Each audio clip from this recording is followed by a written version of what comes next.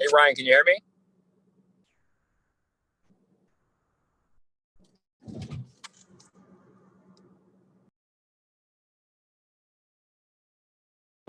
There we go. Sorry, I had it muted. Hi, Jesse. Ryan, how's it going, dude? It's going moderate. How about you? Good. Do you know if Kseniya, are you on the call yet? She is not. Okay, cool. The sound's only coming out of my laptop, though. It's not actually coming out of the TV, so I got to go figure that out. But okay, yeah. Okay, I'll give you minutes. Hopefully, just by plugging it in, or maybe changing the input source should fix it. Yeah.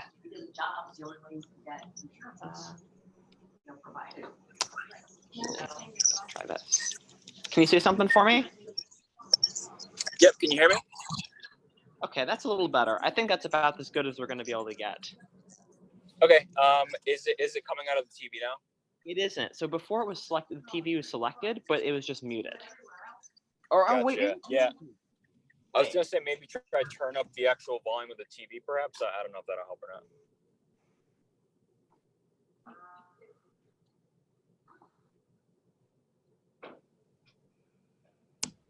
Okay, let me. Sorry, I'm just doing a little playing around here. No worries. Hello. Hey, Hi. Kseniya, how are you? Good. How are you? Good. Thanks. Thanks so much for taking the time to chat with our students today. Really appreciate it. Yeah, no problem. Happy to do it. Awesome. Ryan, how are we looking for students on your end? Are we waiting for a few, or are we good to get kicked off? Let me run through the attendance real quick here. Okay, sounds good. Wait, so can everyone see me and I can't see anyone? Essentially. I want to see everyone's faces. Ryan, what you could do, Ryan, is turn your laptop around and turn on the video. Oh, there we go. That could be an option. We do have a webcam as well in that storage bin, I think. If you feel free to dig that, but these is probably just turning on your laptop if you want to see everyone. That's better. At least I'm not just talking to a black screen.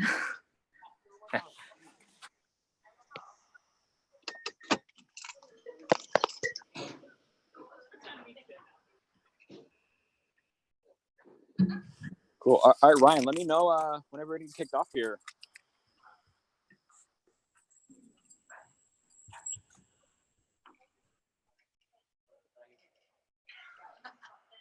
We'll see.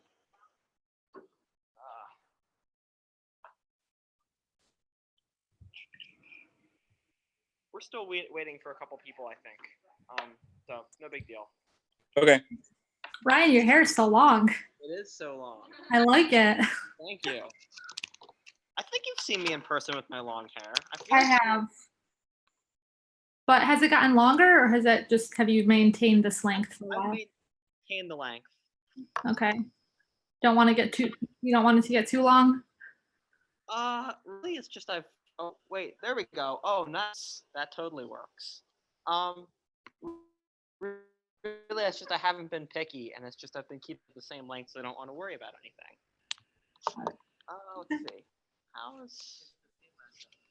Thanks for bearing with us, Kseniya. Appreciate it. No problem. I'm just gonna go with Technology is hard. this one. Maybe that one. Yeah. Okay. Good enough. Okay. So who are we missing? We're missing Anna and Dakir, but Anna, Dakir. We got Dana. You don't have Elizabeth yet. Okay. Evo, you don't have Jaquay yet. Got Caitlin. Okay, let's give it like another 2 minutes or so here, and then we can get kicked off. If that works on your end, Ryan, Kseniya. Yeah, I'm good. Okay, awesome. Yeah. Okay. I think I. This is. Oh, sorry.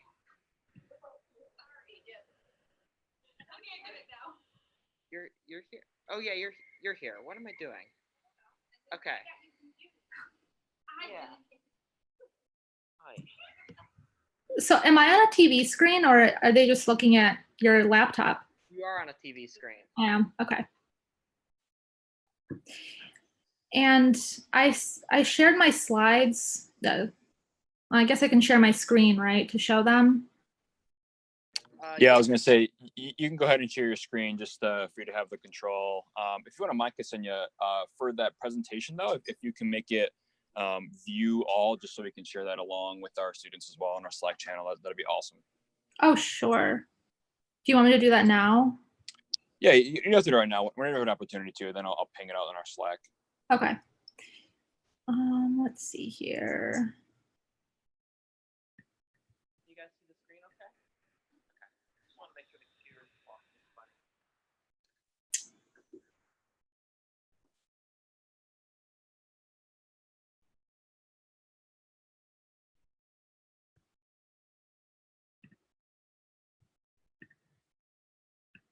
Perfect.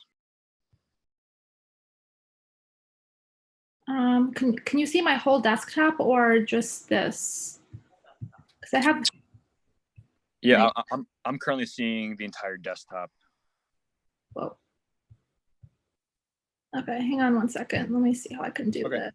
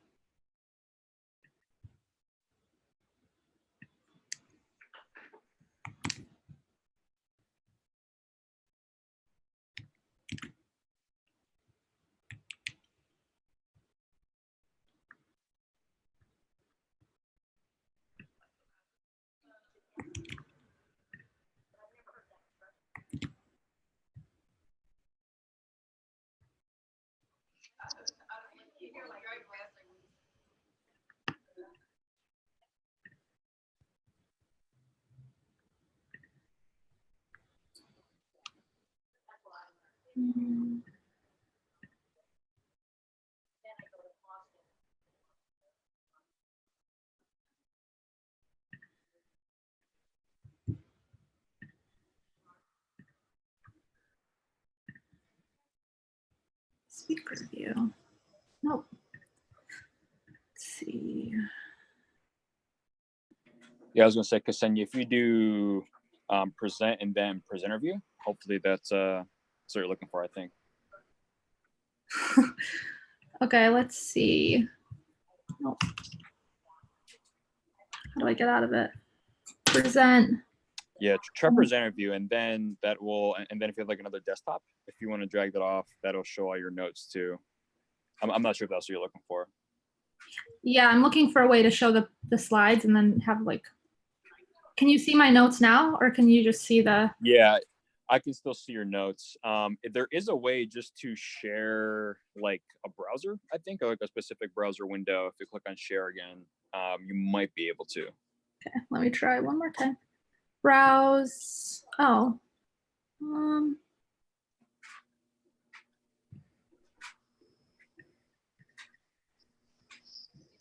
How about now? Can you see my notes now?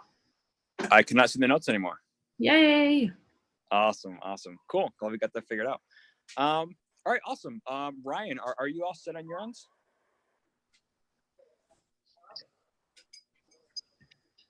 Also, Ryan, you need to be close to the laptop probably in order for me to hear you. Yeah, I figured. How are we doing, Ryan? Are we ready to get kicked off? We're still missing a couple people, but let me see if they have. Elizabeth, okay.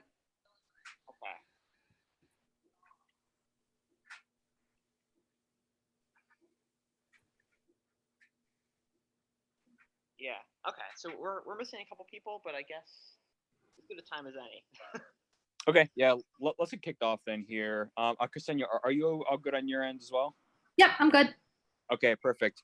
Awesome. Well, hi everyone. I'm tuning in remotely today. Unfortunately, I couldn't be there in class. But we're extremely thrilled to have Kseniya here today, a special guest speaker who is also our first remote speaker, who's joining us all the way from LA, which is probably a lot nicer weather than it is in Syracuse. Kseniya is a partner at Upstate Interactive, along with Doug, Peter, and Zoe.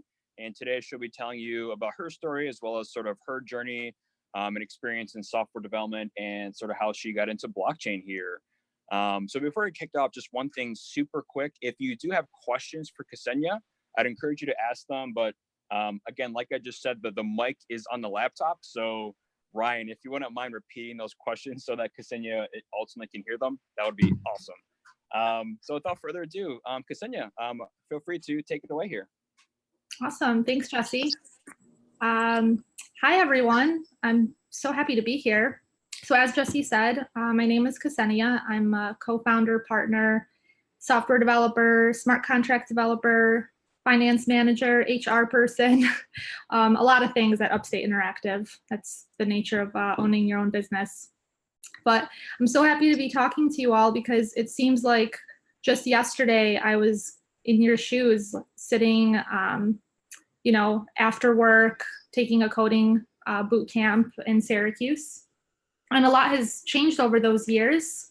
And even though sometimes it's kind of hard to see, I think, I've come pretty far over those years. So I kind of want to tell you about my experience, how I got into tech, how I transitioned from my previous career, how I started the business, and how I ended up in Los Angeles. And I'd also like to share some lessons and advice that I have for you guys going forward in your new careers. So, okay, let me next slide.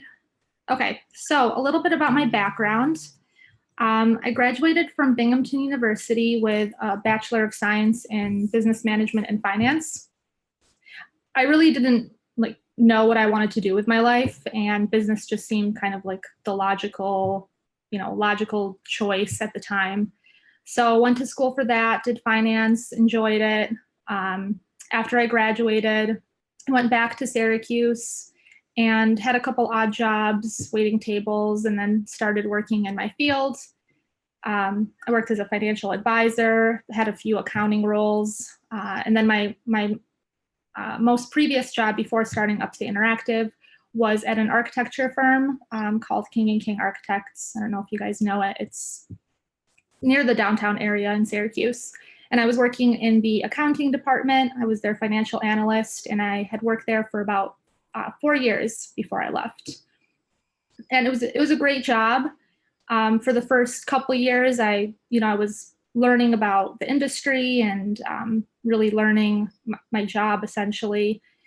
And about halfway through, or after 2 years, I just became a little, I guess, bored, you can say, or a little discouraged because I wasn't super happy. I didn't know if that was what I wanted to spend the rest of my life doing. I was working on spreadsheets and presenting the financial numbers, and it was a good job. It was a really good company, really good culture and everything, but I just wasn't, I didn't feel like it was me. So the first thing that I did was I started reading a lot of books about different careers. I read a book called Risk Reward: Why Intelligent Leaps and Daring Choices Are the Best Career Moves You Can Make. And I started thinking about what my next move was going to be. There was one point where I literally Googled what career should I switch into, because I just didn't know. And doing research online, I stumbled upon Code Academy. That was, I think, 2014 or 2015 was when I first wrote my first line of HTML and CSS. And after a couple of weeks, I'm like, this is awesome. It was super exciting, and I decided I wanted to, pursue it a little further. So I was teaching myself coding online, and then of course I Googled coding classes in Syracuse, New York, because I'm one of those people who need the structure of a class. I need a teacher telling me what to do and giving me homework.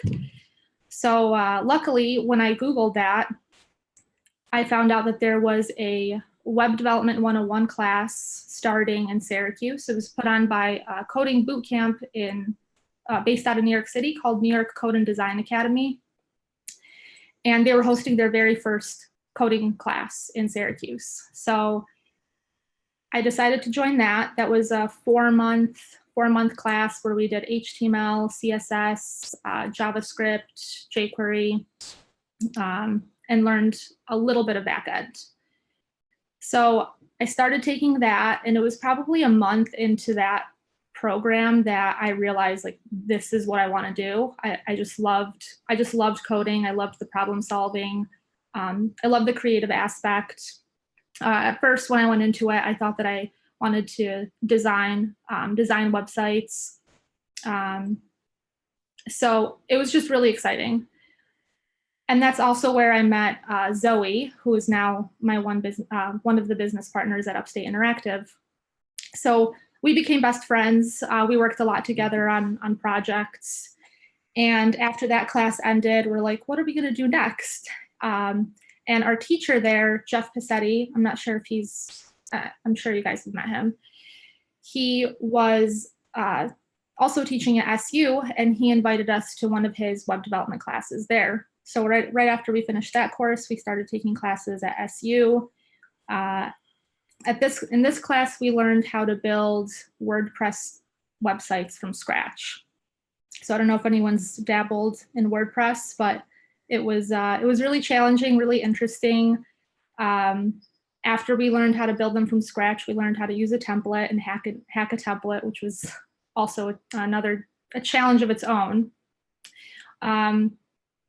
And then same thing happened. That class ended, and we're like, what are we going to do next? And luckily, right after that, we heard about Start Fast Code, which was a 6-month boot camp happening in Syracuse.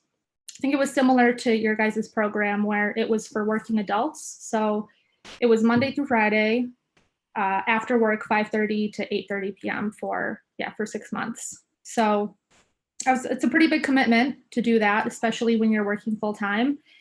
But at that point, I was just, all into the tech world or the coding world. So ended up joining that along with Zoe, and spent the next 6 months working and going to the coding boot camp.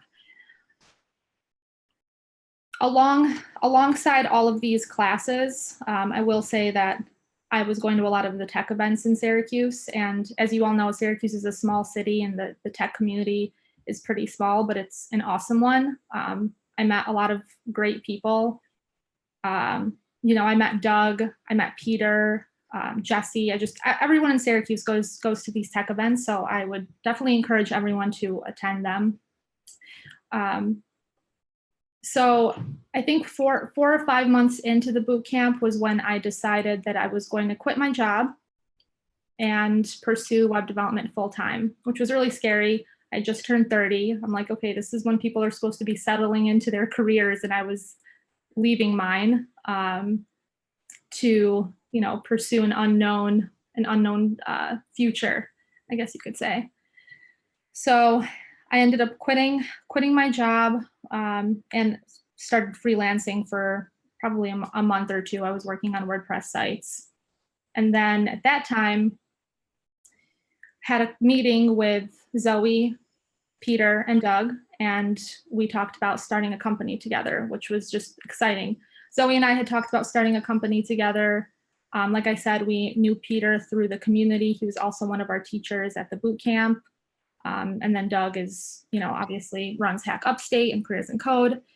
So when I heard from them that they, were thinking that they wanted to start a company with me, I was like, oh my God, this is amazing. It was really exciting, and it was exciting to start a company with other people. So I wasn't doing it alone, which is definitely doable. I mean, there's a lot of people that freelance, but to have different people to work with that all bring different skill sets to the table, I think it just made for a really good team. So a couple months after I'd quit my job, Zoe, Peter, Doug, and I started working together. Peter had already had a client, so Zoe and I hopped onto the project, and within the next few months, we filed for an LLC, and we officially started Upstate Interactive. That was about 2.5 years ago. It'll be 3 years this October, November. And it's been quite a journey. We started out with the 4 of us. We are now up to 3 full-time employees and a handful of contractors. During that time, I moved to Los Angeles, which is, it's just like such a cool career to be in, that you can, you know, move across the country and work remotely and use all of these tools that we have, like Zoom and Slack.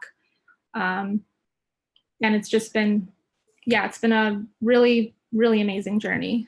Let me see if I missed everything or missed anything here. Okay, so yeah, my skills and expertise. The boot camp was a JavaScript-based boot camp. Over the past few years, I was doing HTML, CSS, JavaScript, working in WordPress.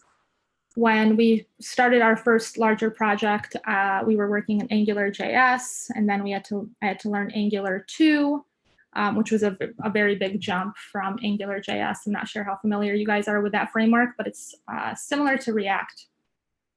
So worked in that. Then I started doing some more server-side coding, so working with Express and a framework called Sales.js. And it's been interesting, the progression of what I've liked, because like I said earlier, when I first started, I wanted to, you know, design and build websites. And as I did different coding projects, worked on different languages, my interests just continued to grow and change. So after I started doing more of the back-end development, I'm like, I think this is it. I really liked working in back-end. I stopped doing, you know, the web designing and WordPress, and I haven't done too much front end in the past year because I've been mostly focused on the back end, like I said. So JavaScript, I would say, is my main skill. And then a year and a half ago, Doug and I both became really interested in the blockchain space. I read a book called The Internet of Money by Andreas Antonopoulos, which I would definitely recommend if anyone is interested in blockchain. It's not a technical read. It's kind of a high-level overview of blockchain and how it will change the world. And I became very excited about it. I've always been the type of person who has, you know, wanted to change the world, never really knew how. And after reading that book, I was just so in, because it is a revolutionary technology. And so I thought to myself, if I could just be a little piece of it, then I'll be part of this revolution. So spent a few months learning about blockchain, started doing some tutorials online, took a couple online classes, and Doug and I decided that we wanted to start offering smart contract development as a service with our company. And Peter and Zoe were both on board. So about a year ago, we started offering that as a service. We started working with clients. The first few projects we started were pretty small. We were doing testing for some of the smart contract applications that were already built by teams. They just needed unit tests written for them. So that was a really good introduction into that kind of development, because essentially we had to go through and learn and understand an entire code base to be able to write the unit tests. And a few months after that, we got our first large smart contract project where we're building out the back end on the blockchain, and we'll be building out the front end. We've just learned a lot through this project, and have recently won a couple more. So that was kind of our transition into blockchain. Design, like I said, when I first started, I have had some experience in design, and then I have this purple circle to the left, running a business, which is another thing that, another skill that I've been learning and improving over the years. So, you know, we all started a business. I think aside from Doug, no one else had experience with running a business, but we did it anyways, and we've been learning and growing as we go. I was able to use a lot of my financial skills from my previous jobs, so I handle a lot of the finances for the company.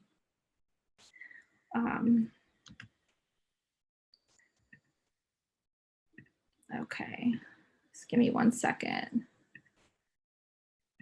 Okay, community.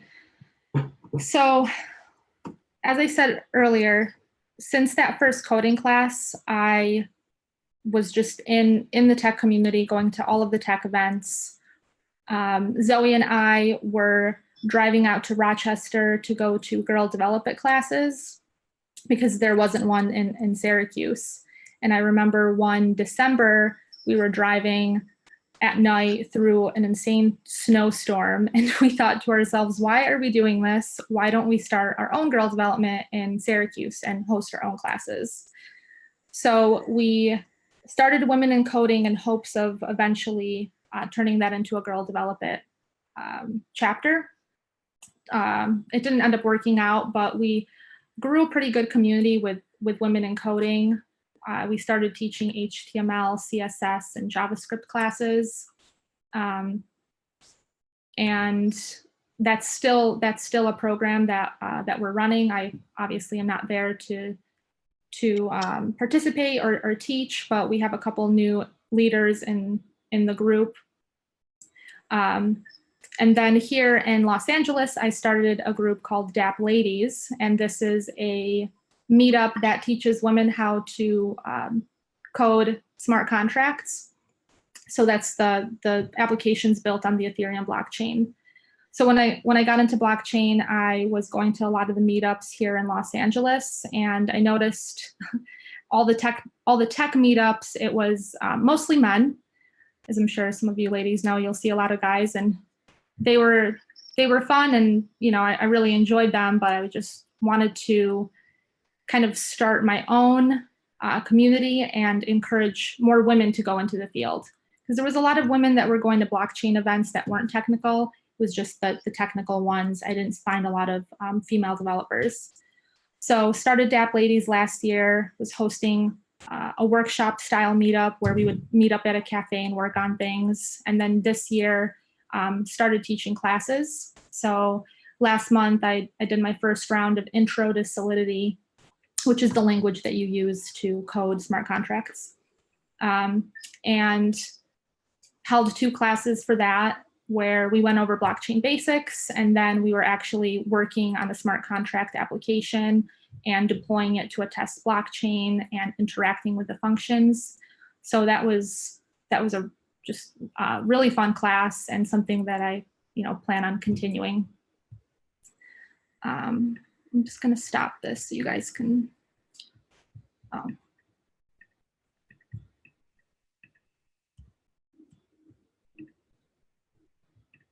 Sorry.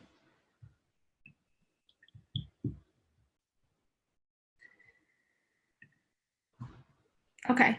Yep. So yeah, so DAP Ladies, like I said, something else that I want to continue in the future. So one thing that myself and my partners are very big on is community, building a community wherever we go. So that's kind of what we do and what I'm doing here in LA.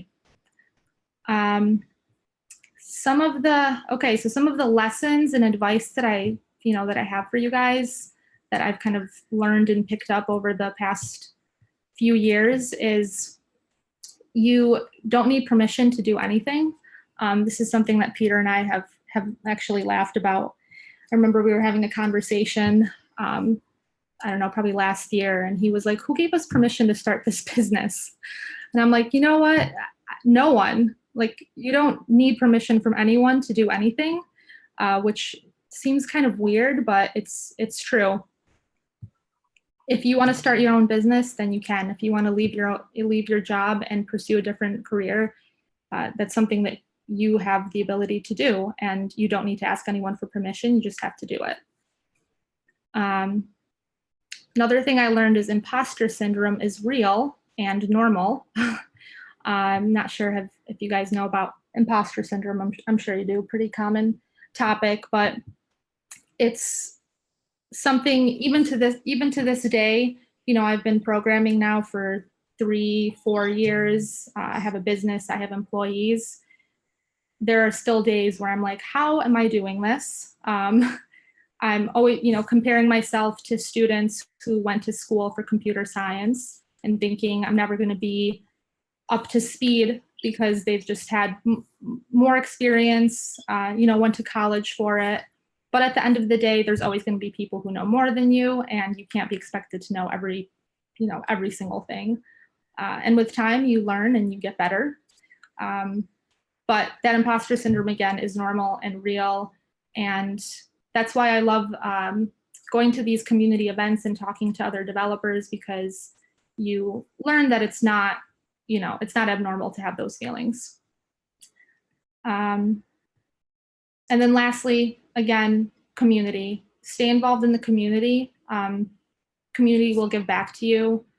Like I said, met my business partners through the tech, the Syracuse tech community. Whenever I'm back in Syracuse, I go to all of the events and see everyone. So yeah, encourage you to stay in your community and also start communities of your own. So I'm very big on promoting women in tech, obviously women in coding, Adapt Ladies. So if you're a woman, I encourage you to start your own women's group. I feel like we can't have enough of them. We need more of them. We need, more women in the field. And yeah, that's mostly what I had for you guys today. I can open it up to questions if anyone has anything. Awesome. Thanks so much, Kseniya. And yeah, just as a reminder, it might be tough to hear. So Ryan, if you wouldn't mind reiterating questions that folks have.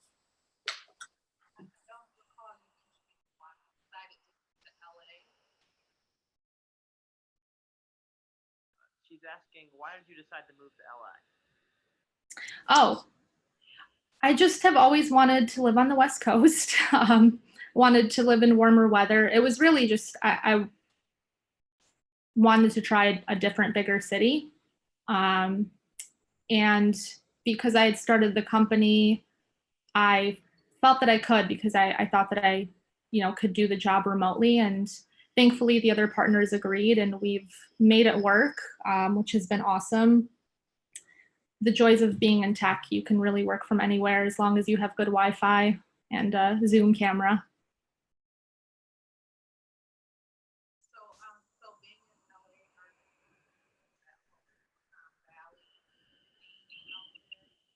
being in LA, being in LA, are you connected to Silicon Valley at all?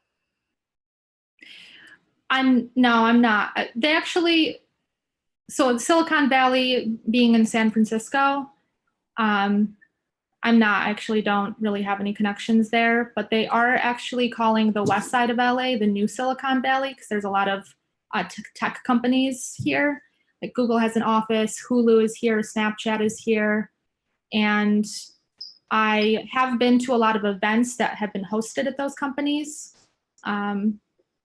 So I am, I do know people that work at those companies, and have been able to make connections here in Los Angeles, in the southern Silicon Valley. So I'm just interested in, like, what are the big right now, like the newest areas? What are the new up-and-coming areas in tech that you're excited about and that people are exploring? The one that I'm most excited about is blockchain, because it has the opportunity to really take over and transform every sector, every industry. So the most common one being, or the one that most people understand and learn about first, is money. So, Bitcoin being a digital currency. The idea that you can, and again, I encourage you to read The Internet of Money, because Andreas Antonopoulos goes over this, but the idea of being able to send digital money to someone, overseas across the globe without having it go through a central authority like a bank, I think is amazing. So with the use of my phone, I can just, if I have family in Russia that I need to send money to, I can just do it through my device, send them Bitcoin. and not have to have that go through a bank. So that was, the first use case of blockchain. Ethereum, which is another popular blockchain that is essentially calling itself like it's known as the world computer. So it takes the concept of digital currency without a central authority and adds a layer of programming on it. So now you're able to build applications on the blockchain that aren't owned by anyone. So it's not like an Amazon, it's not sitting in an Amazon server. It's not owned by a Facebook or by a central authority. It's like you build an application, you deploy it to the Ethereum blockchain, and it's just out there in the world. And, the smart contracts are what you use to build these applications. And that code is law. They say code is law. So you put that code on the blockchain, you can trust the interaction with people and this application because of the code that was built into it. Again, no central authority, no one to take that application down. So yeah, blockchain is, I think, for me, the most exciting technology out there right now.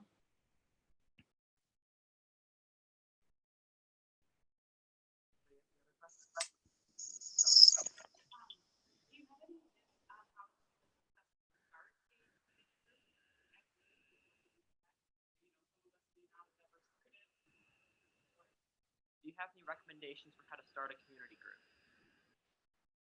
For how to start a community group? Yeah. Was that? Yep. Yeah. Make a meetup page. Step one. Well, so when Zoe and I started Women in Coding in Syracuse, the first thing that we did was held a meeting to see if there was any interest. So we went on meetup.com, created an event talking about what we wanted to do and wanted to get people to come to see if it was a viable group that people would be interested in. We had a really good turnout. There was, many people attended, and we're excited about starting it. So we decided to continue doing it. So you could do that. You could start a meeting to see if there's any interest, or you could do what I did with DAP Ladies. I literally just started the group and I scheduled several events, several monthly events for people to attend. I will say you have to be patient. The first few workshops that I had, I didn't have a really good turnout. I think the first one, there was one person that came. There was one where nobody showed up. So that will happen, but as long as you are consistently hosting events and advertising it however you can through Twitter, through Meetup, I think eventually people will come. And the other advice that I would have is always get feedback. So after I had my DAP Ladies classes last month, I sent a Google form to get feedback from the students of what could be done differently, what they liked, what they didn't like. And then based on that feedback, change your workshop or class or whatever it is that you're hosting.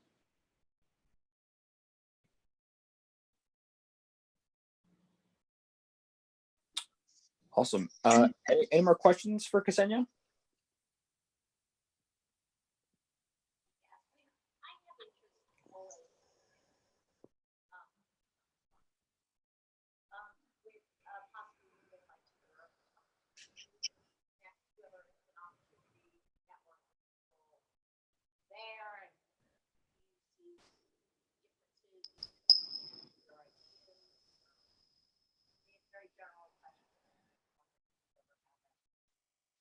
You have the opportunity to network with people from Europe, and do you find their experience to be different?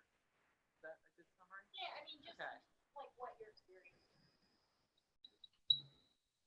Ryan, can you repeat that? Can you just get a little closer to the mic? So, hi, I'm Eva. And I have always had some interest in possibly living in Europe. Okay. Plan or anytime soon, but what's my But anyway, I'm just wondering if you ever have the chance to network with European developers, if you know if it's different there, like the job experience is different there, or just what you might know about that. Just generally. Well, I haven't necessarily networked with too many European developers. I did attend DevCon in Prague last year, which is it's an Ethereum event. So Ethereum being the blockchain that I've spoken about. They have a huge conference once a year. So I did attend that conference where I met a lot of European developers. And I would say developers are like the same everywhere. Not the same, but we all are working in the same languages and excited to be, particularly with DevCon, we were all very excited about blockchain. So we were talking about, the technology there and the projects that we were working on. I haven't specifically worked with any European developers, so I don't know. And I don't know what the job market would be like. But yeah, they were interesting. They were cool. We got to talk tech. I think every developer from anywhere across the world would be interested in talking tech with you. So yeah.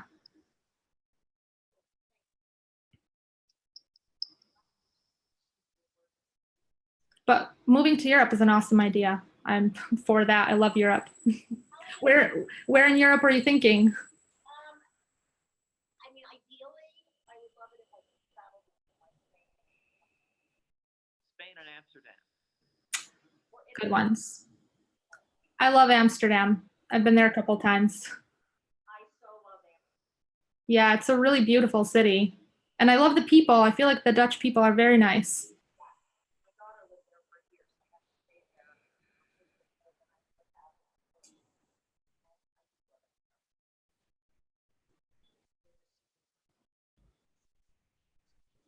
there. Sorry, I didn't hear that response. If there was. Yeah. You worked as a freelancer when you first moved to LA, or you were working for Upstate Interactive? Yeah, I was already working with Upstate Interactive. So we were about a year into the company when I moved out here. And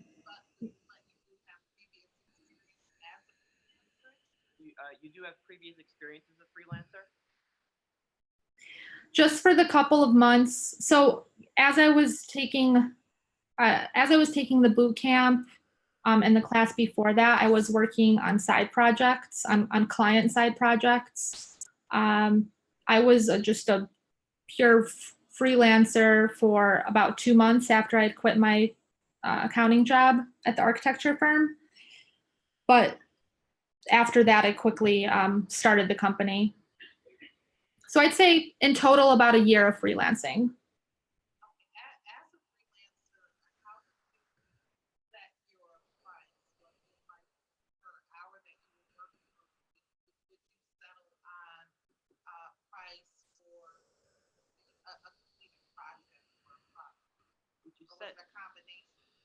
How would you set your price? Would it be hourly, a price for the whole project, etc.?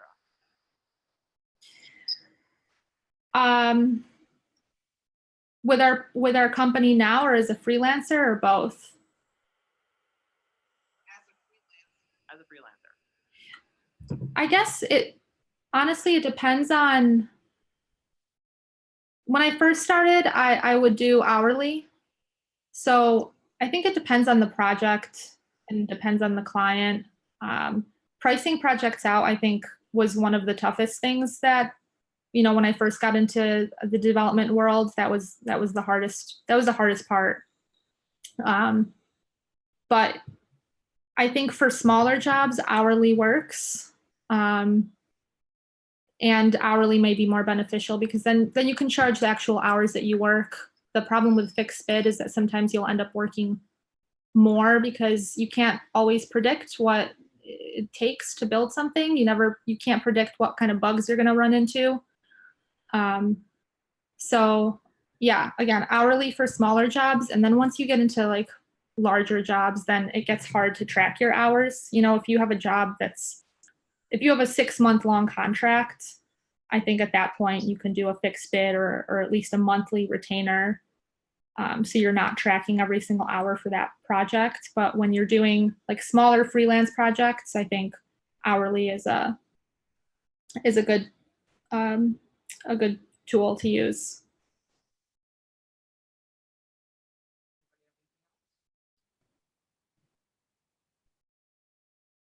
Any other questions? I think that might be it. Okay.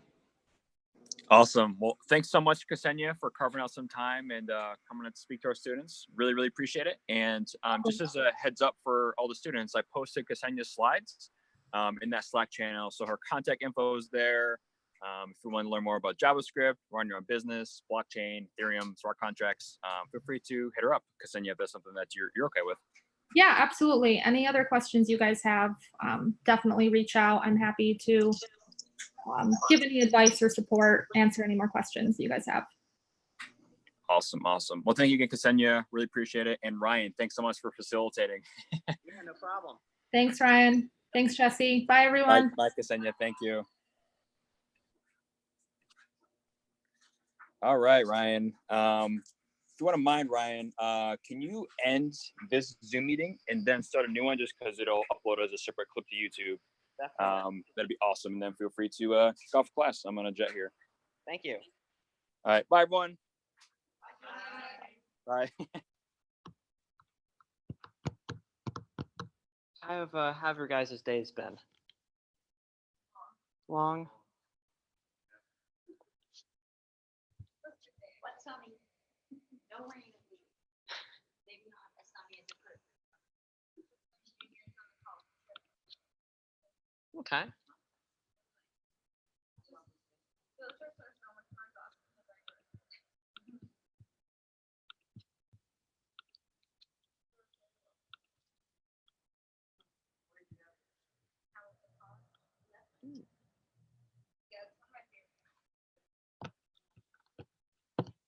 Okay. So, day 2, what is HTTP? So, on Monday, we talked about TCP. We were communicating, unfortunately, just locally, but the goal was to communicate between people, and I tutored a couple people last night, and we actually got to do it. But either way, we were using a protocol to send information from one place to another. So the protocol we were using at the end of the day was very arbitrary, just something I made up because we needed something. But today we're going to talk about an actual protocol, HTTP. But first, I had something I was going to show you guys on Monday that I didn't get a chance to show you. And it is the final thing that's like the goal to do for this module. So it is this thing. So this is a small little website. When you reload it, it talks to the New York Times and actually gets all the New York Times bestsellers and renders them on the screen. Yeah. So this isn't data that I have in HTML. This is data that I'm getting from the New York Times. I'm talking to them and getting that data and putting it on the screen. So that's the goal by the end of this whole module. So I'll send out a link to this if you guys want to take a look, but we're gonna get there. So anyway, so HTTP, Hypertext Transfer Protocol is what it stands for. But the key thing there to realize is it's a protocol, just like what we were talking about on Monday. So it's a structured form of communication. Both the client and server have a matching idea of what that means. It's built on top of TCP, just like our protocol yesterday. So it's text that's being sent from one computer to another. You still uses ports, still uses all that stuff we talked about on Monday. Originally, it was built for use by web browsers. So HTTP is a protocol that web browsers use to talk to servers and get information and show it on the web. And by default, I think I touched on this on Monday too, HTTP uses port 80. So remember I was talking about all those ports under 1024 are reserved? Well, this is one of those. You don't have to use port 80. And in fact, I don't think we're going to use port 80 for some of the stuff today, but it's the default one. So let's see HTTP in action. I love the little demonstrations. And hopefully this time this one will go better than on Monday. So everybody got their computer out? So first of all, open up a terminal.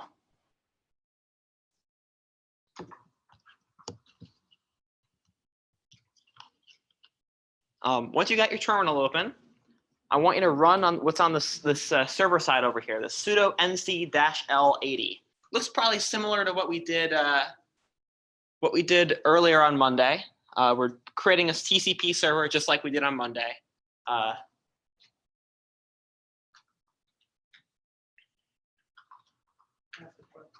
Yep, it's going to ask for your password. So type in your password to use to log in your computer.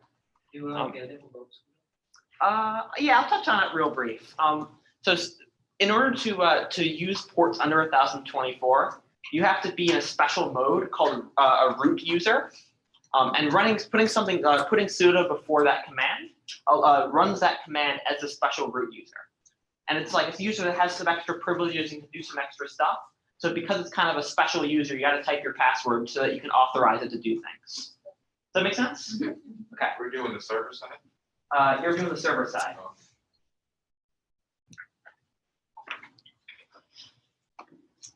Oh, I just realized I'm covering up stuff here. Shouldn't be doing that. Okay, server side. Okay, everybody good? Okay, now in a different window, open up a web browser. Actually, I should just be doing this along with you guys. What am I doing here? Oh, no, not that yet. Exit. Okay. Oops. Window. So sudo nc-l80. Make that bigger. Okay. There we go there. And then the other piece of thing you need to do here, in your web browser, visit http://localhost:80. I'll put this back up here for a second. So it's this thing right here, or it's also down here. Quotation marks? No quotation marks. Just that. Yep. So everybody got that? I'm gonna do it in my browser so we can see it. Exactly.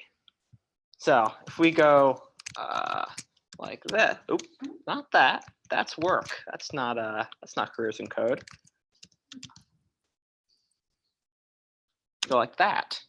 Now the browser is just going to kind of sit and load constantly, and that's normal. But if you go back to that terminal here, over here, you're going to see a bunch of stuff. So that's actually the HTTP protocol. That's what we're going to talk about today. So what I'm trying to demonstrate here is just like yesterday, where we were having using Netcat as a client and Netcat as a server.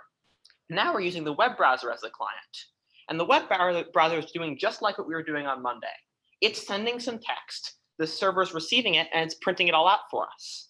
So in effect, this is what the web browser, this is the protocol it's using. Does that make sense? Yeah. I didn't get it. You didn't get it. HTTPS colon. No S. No. You just put localhost:80 in there. Yep. Okay. Is you're running the terminal thing as well? -L. Yeah, there we go. Try that out. Go back over to the terminal. There we go. So now that we have this, I'm going to walk you through what all this stuff means, because it probably looks just like a lot of text right now. Does anybody else have any problems with it, or everybody good? Should the page come up like my cloud? Nope, it will just continue to load. That's Yeah, cool. Yep. Go back to terminal. Yeah, perfect. I just yeah, okay. So there we go. So this is an HTTP request. There are a bunch of okay. So there are a bunch of different pieces of this. The first one here being a method. So HTTP, the protocol starts off with this notion of a method, and it's one of these, there's a little more than 5, but we're just gonna say 5 for now. They're these words: get, post, put, patch, and delete. Now, you don't need to really remember all that right now. Just it's important to know that it's one of these possible values. And it's usually refers to how the load is going to occur. So it's a get happens when your browser makes a request to get a page. So it's kind of the default one. All the rest of them happen when your web browser wants to send something back to the server usually. I know I'm being a little vague, but it's gonna make more sense once we do the demonstration at the end. Yeah, web browser. Yep. Okay, I covered everything there. So that's the first part of this. So it starts with the method and then a space, and then the HTTP path. That's the next piece. So the path is refers to if you go to like a URL on a web page and you type like the path of where you're going to go. So I mean, I'd imagine you're probably somewhat familiar with that. Like you go to like a URL, there's like all the stuff that has the slashes between it. That's the path part. So by default, the path is slash. So in our case, we type localhost :80. So the path is just nothing. It's not there. If you put an explicit slash, like the second example here, it's going to be slash again. Or you can put anything else, like /student/1, and then the path is /student/1. And the path refers to what to load. So while the method refers to kind of how it's going to be loaded, the path is what exactly you're going to load.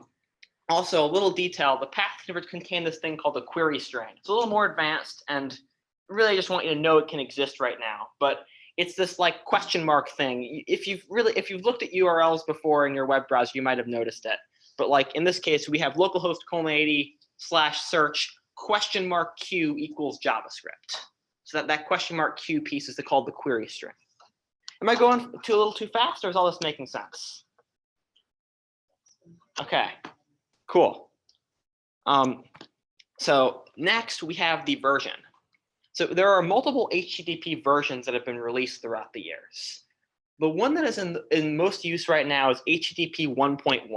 So HTTP 2 is on the cusp and is probably going to be used in maybe like 3 to 5 years or something. But don't worry about that. It's got some more advanced stuff in it. The one you're really going to run into all the time is HTTP 1.1. And that's what we're talking about right now. So as part of the HTTP protocol, you have to say what version of it you're using. You have to say, I'm using 1.1. And for all the stuff we're going to do, you can just assume that it's always going to be 1.1 and you're fine. So it's just part of the protocol. You just always have to put it there as part of the request you're going to send. Okay. So that's the first line. That's this. So that's if you were to make an HTTP request, that's the first line you type before you hit enter. Those 3 fields. So all those make sense? Okay, cool. So next we have a number of fields. So we have what are called headers. You can think of headers as like arbitrary pieces of data you want to include with the request. So in this example here, we have our header name of connection and our header value of keep alive. Or below we have like DNT and the value is 1. There are a bunch of standard headers. We're going to actually talk about them either on Friday or Monday, however it ends up working out. But it's usually they're in what's called train case, which is you take each letter of the word and each word in the phrase and you capitalize it and you put dashes in between them. So if you notice like user agent here or accept encoding or accept language, or I wrote train case and train case here. And we'll talk about them later. But the important thing, they're new line delimited. So you type the header name, a colon, and then a space, the header value, and then a new line, so an enter character. So it always kind of follows that format of name, colon, space, value, enter. Name, colon, space, value, enter. And you can put as many of them as you want. And if you look in what the browser sent, you probably included a lot of them. And web browsers often do. So that's all good? So host connection, Those are all headers, yeah. And there's a bunch of standard ones. We're going to talk about them later. So request body. That's kind of the last part of a request. Unfortunately, the example you're looking at doesn't have a body. We're going to get into this later, but think of it as like the main data you send along with the request. So maybe if we're coming back to the protocol we were using yesterday, where we had like the question phrase and then the question word, the body would be like the question word. It's like the main thing you're sending along in the request. So you might ask, like, what's the difference between headers and body then? They're kind of have overlapping functionality. And you're right, they kind of do. But typically what you do is you put kind of information that is related to how the request is processed in the header. So maybe you'd say like the type of data that's in the body, or you might say like, I don't know, what were some of the things over here? Like user agent, like who's sending it? Maybe like information about the browser. Things like that would go into the headers. And the things that would go in the body are maybe like the word from yesterday, or maybe like some HTML you want to send somewhere, or something like that. Does that kind of difference make sense? So the body, so like you said, the body is like optional. It's not necessary. Yes. And headers, those things are necessary. Headers are also optional. I think later today we're going to send some requests without headers, but I would say that it's probably going to be the last request you will ever send in your life without a header. We're just going to do them without headers. It's a little bit easier to understand at the beginning. Okay. Yeah. Okay. So why would I be doing this? Why would? I'm curious, like, what are we getting ready to do? Yeah. So we're going to make some HTTP requests to a server, and we're going to get back some data. Okay. So effectively, what this lets you do is this lets a web page send data to a server. This is the protocol that web browsers communicate over. So the protocol we used yesterday, we can't really use there because that's just something arbitrary. Web browsers and web servers are very particular about what kind of data they accept. This is kind of the language they speak. That make sense? Okay. So how is it similar or different to what we or is it similar? It's very similar. So we're gonna talk about that, I think, that mid next week. But this is a way you can send data. It's like the transport mechanism you can use to send data to an API. Okay, the protocol is the method. Exactly. Okay, got it. Anybody have anything else? No problem. I'd love to clarify things now if I can. Okay, cool. Okay, so here's an example actually with a body. So if we look at this, we got our method post. So one other quick thing I forgot to mention: GET requests usually don't have bodies. All the rest of them usually do.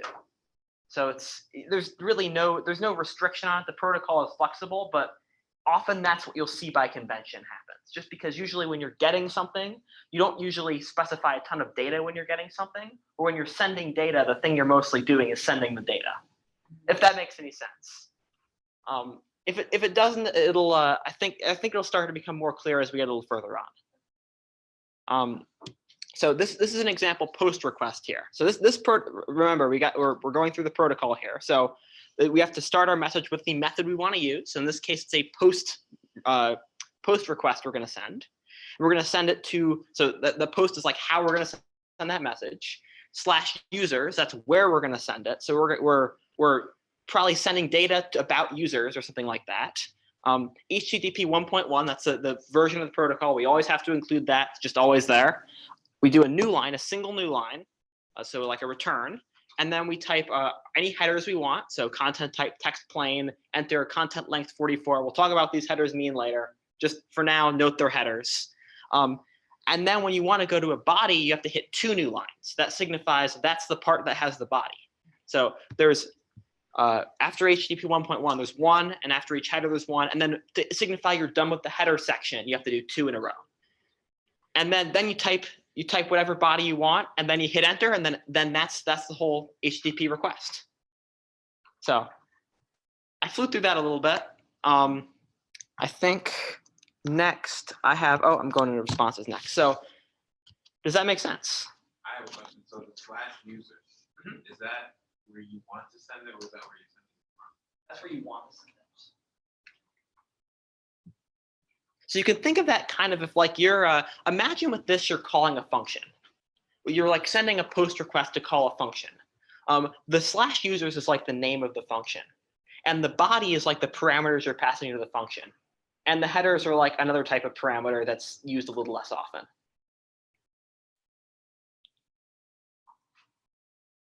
Okay. Was that helpful, or did that just make it more confusing? The drama of JavaScript.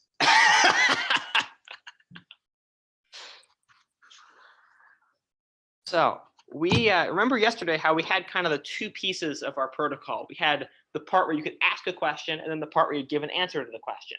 Well, it's the exact same thing we have here. This is the part about asking the question. We haven't talked about the part when you get the question back, or you get the response back to the question. So what we've been talking about here is called an HTTP request. That's the first leg of the communication.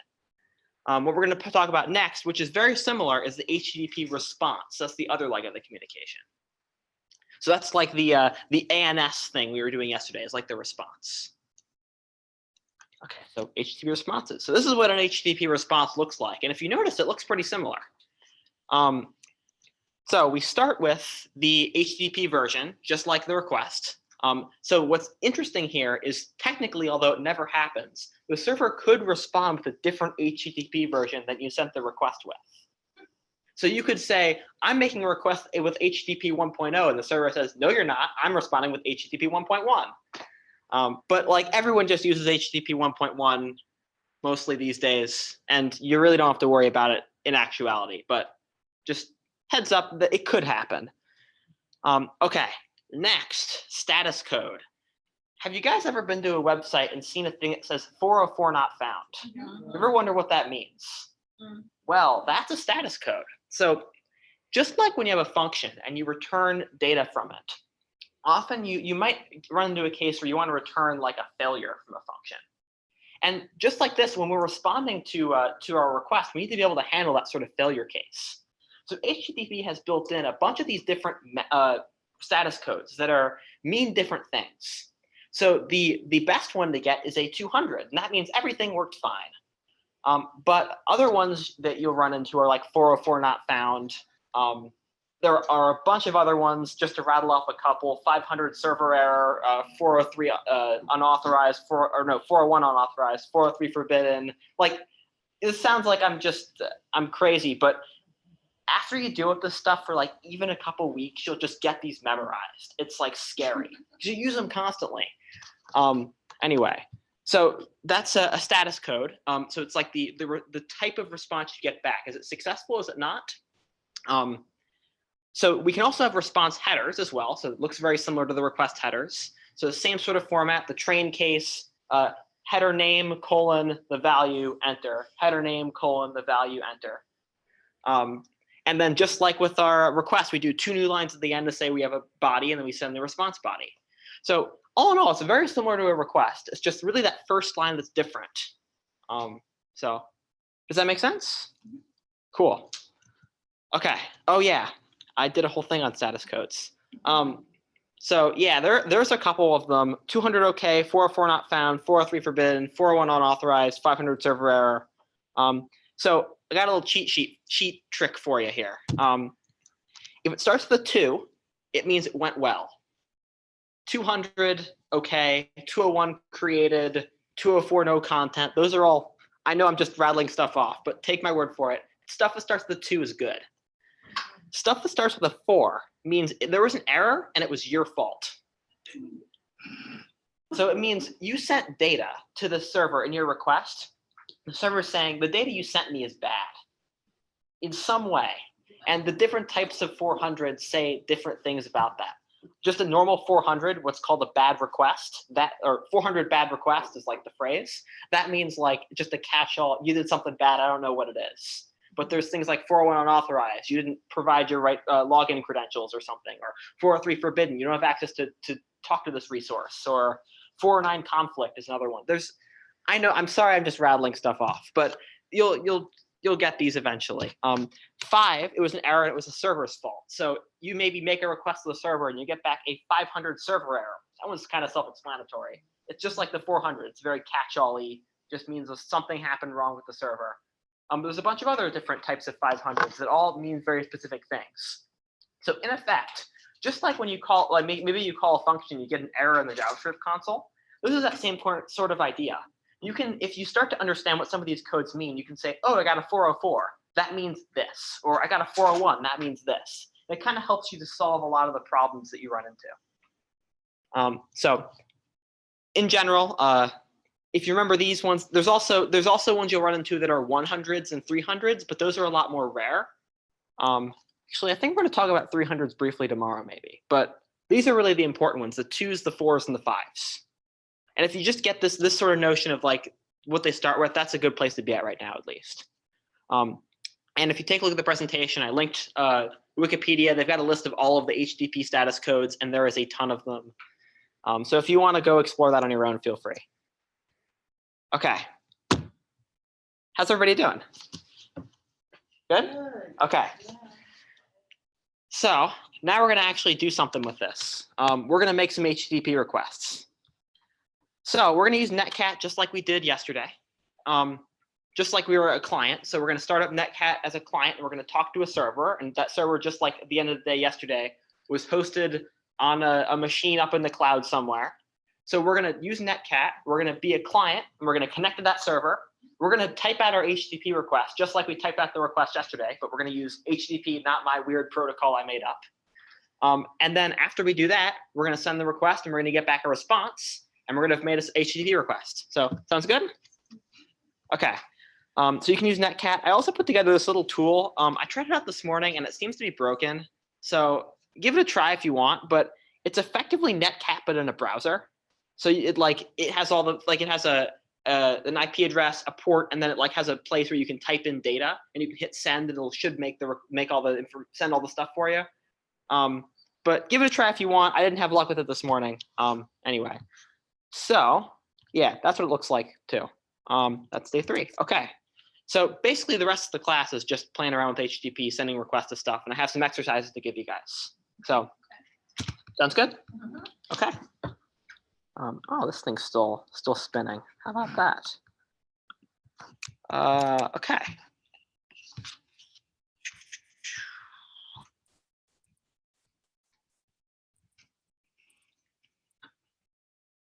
Module 5. I think it was HTTP exercises. Yeah. So there's 3 in here. I suspect you guys are going to get through them pretty fast, like yesterday. And if you do, we can just I have some more that you can do too. I learned my lesson from yesterday. Or you can work on homework or whatever you want to do. But Where are we in the sandbox? I'm going to post it. Yeah, I'm in careers in code classroom code base. All the exercises I put together and a lot of the code examples I did are in this module 5 folder. So feel free to look through it if you want. But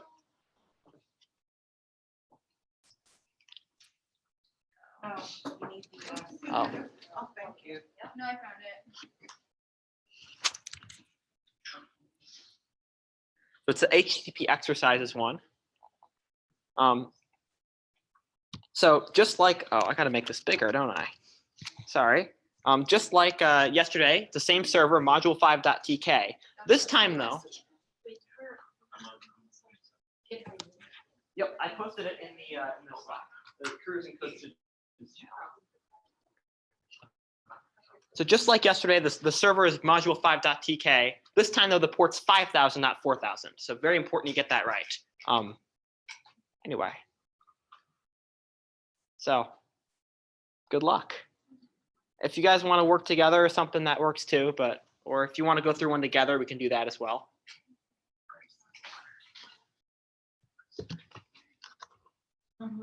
Actually, it's probably a good idea to go through one together. Do you guys want to do that, or? Maybe one. Yeah, okay, let's do one together. Okay. where is the link for that? I posted it in careers and code students. You posted it on Slack? I did. It's right here.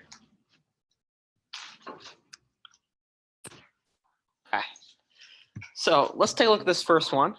So exercise 1, make a request to this endpoint to return a list of fruit. So I gave a method, a path, and I said there's no headers involved. Okay. So what you need to start with, you need to make a client connection. You need to connect to the server. So that's just like we did yesterday. Module 5.tk. This time though, our port is 5,000, not 4,000. So.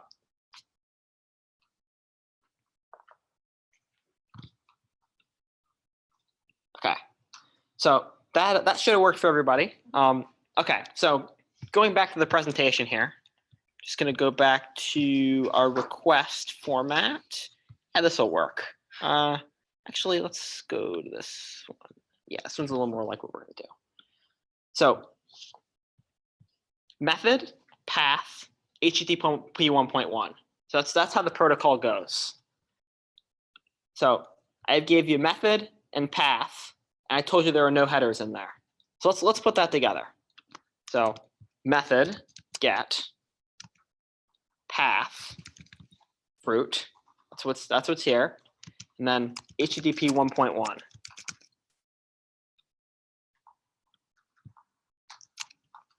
Oh, not users, Ryan.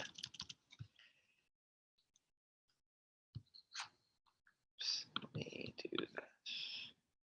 Okay. So then I said there are no headers involved.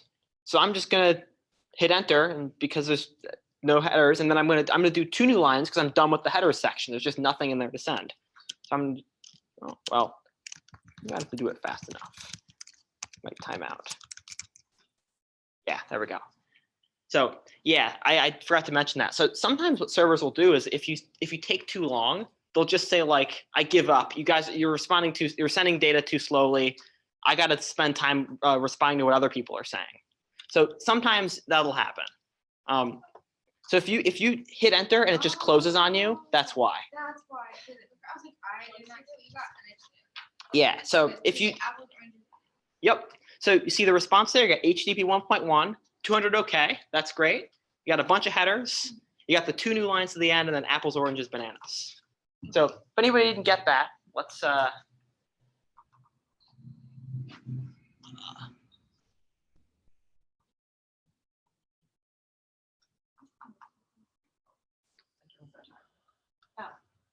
at the end of the headers, you have to do 2 new lines. Okay. All right. You're good. Got it? No?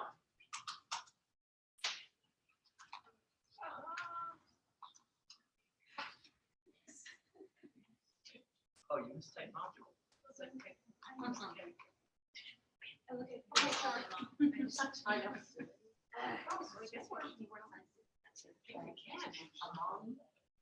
can't be right. Okay. So we got that. So hit enter and just paste. I put it here before. So does what I just did kind of make sense? Yeah. Okay. No, I got it. Okay, I cool. just wasn't spelling and stuff. Yep. Okay. Anybody else want any help or I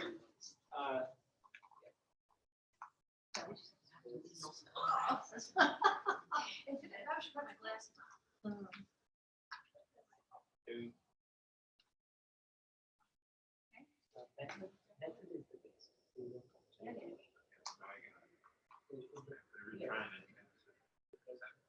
Yep. So you got 400.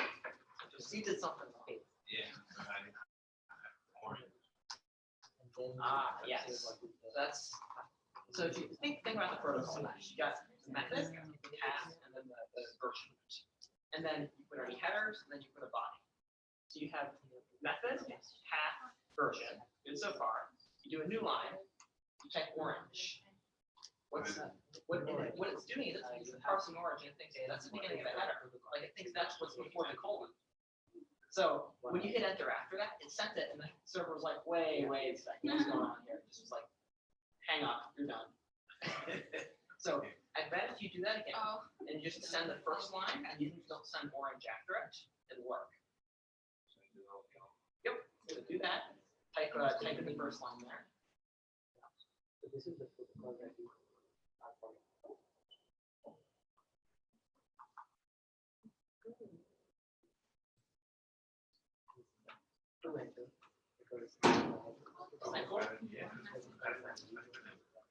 So just there were no headers in this. So after you typed it, you did 2 lines. There You're like after the body. Does that make sense? Yeah. Okay, cool. Sounds good.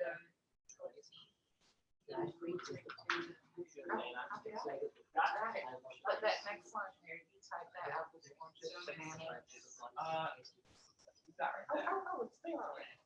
So there's no new line after this. So it's just, yeah. Okay. That is.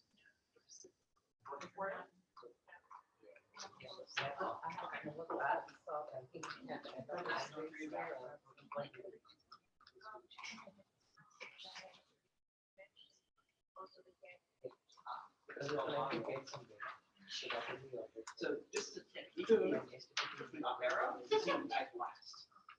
So that's Yeah, what I did. but no one would have gone up. Oh, there's, yeah. So see how I went like that, and I can like scroll through all the things I've typed in. Just a little bit. Can we get rid of anything? There is a way, yeah. I'm sure there is.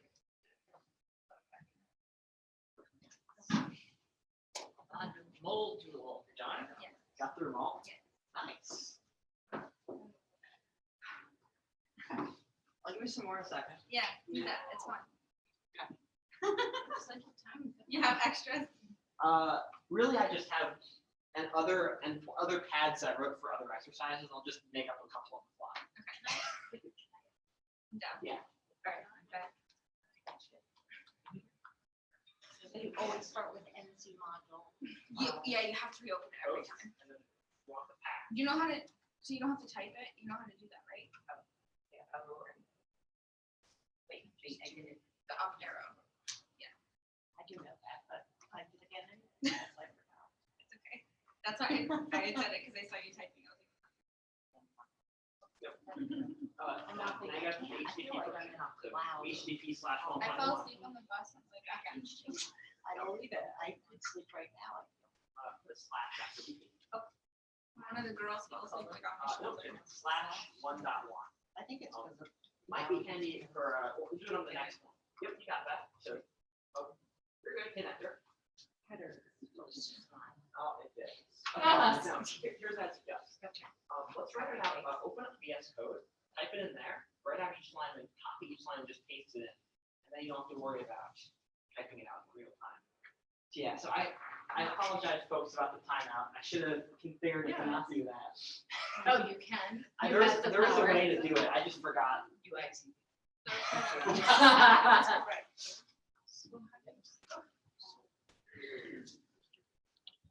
Okay.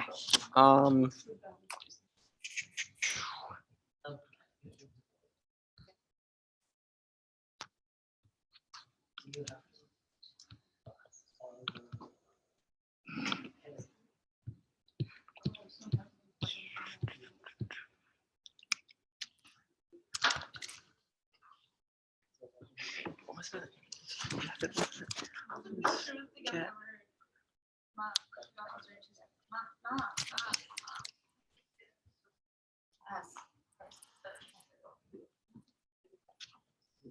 And my daughter does that to me all the time too.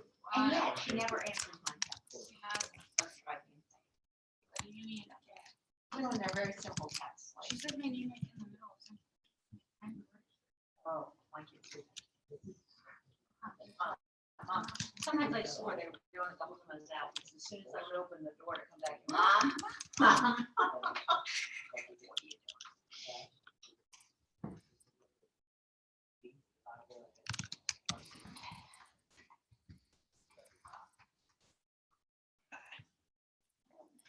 I posted 4 more little exercises in the Careers and Code Students channel if you guys want. They're not that much harder.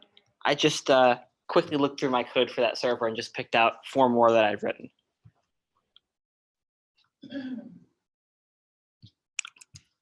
See if I can find, oh, yeah. I have that one too.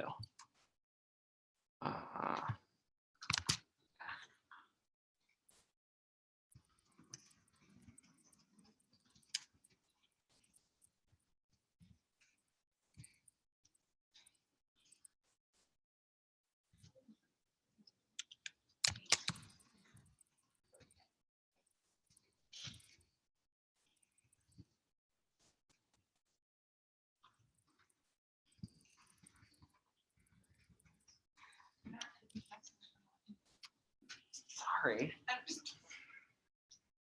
How's everybody doing with the headers, by the way? Is it tripping anybody up? And also, just to repeat it again, if you're having issues with it closing too quickly, open up something like VS Code and write out all the lines of your request, and then just copy each one to the terminal one at a time. You don't have to like race with the server. Wait, I did that. Ooh. You did That's not. fun. It is? Let's see what What we kind did of there. fun is that? Oh, no. That's right. Okay. See.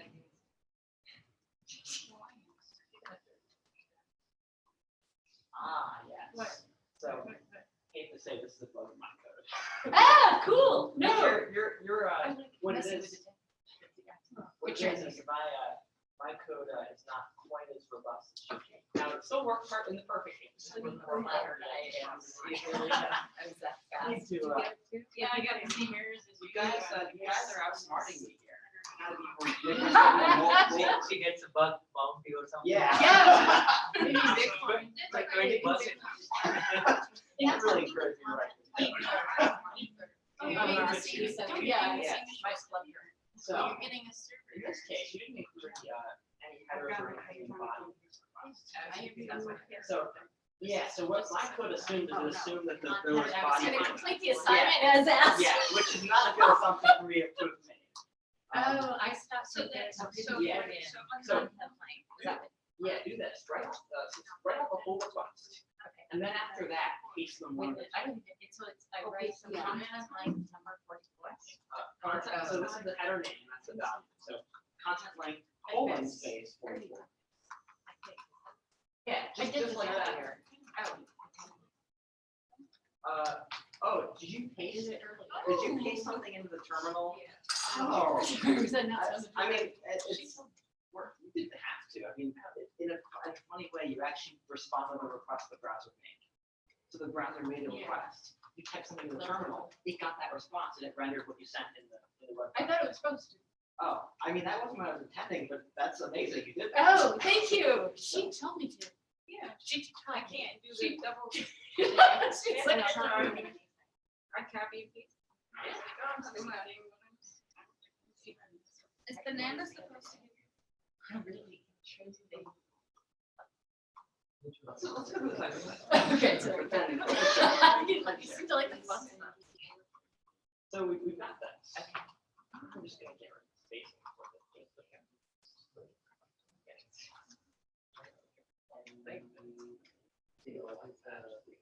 Okay. Now we gotta do our headers. So go back to the document in the browser that we were working to get exercises. Okay, to get rid of, I did this earlier by accident. No, go back to the GitHub. This tab. Yeah, okay, here we go. This is all right. And actually, do you have my slides somewhere? No big deal. Okay, you go back to, I think it's the one where I had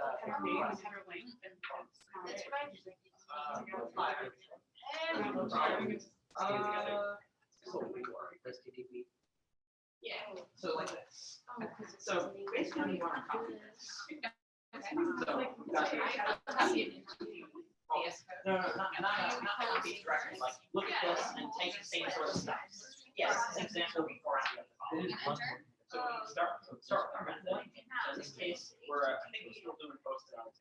Go. So we got that. Okay. So we got post. Slash users. That's our. Then enter and then it doesn't do anything. Or that's the path request. Sorry, path requests like text processing. Yeah. Okay. So you got that. HTTP 1. Oh. You got that part. So you got that first line. Okay.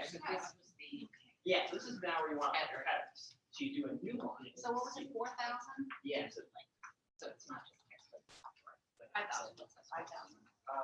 So the header name. Type. Oh, yeah. So it's like header name usually, and then colon space, then header value. And the Header name is content name means header name. that's the just like this is the method, that's the header. That's the header. Yeah. That's it. It's Okay. like the thing Text that- plate, got yeah. it. That's how And you they sell on the express same your line, header name. This is how you, yeah, so it's And what? this text, colon space, and then the header value. In this language. Yeah, exactly. Now, the important thing you realize here, in our example, we don't need both these headers. So if you go back to the,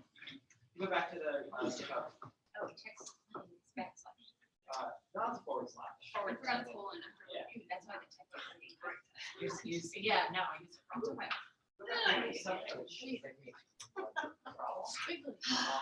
Eva, did you do that? Yeah, only so After what? Yeah. Only 100. When you say content link, Header name, colon, content link, and then the header link value, numbers. right? And they need, Yeah, so only one header was required, just the other request that was semicolon. content type, explain. So No, it's cool. content like something. Oh, Underneath. In this case, we only have one header name. backslash. Oh, content link.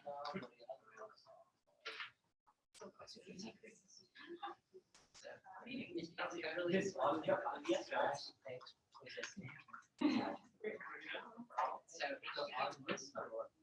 So,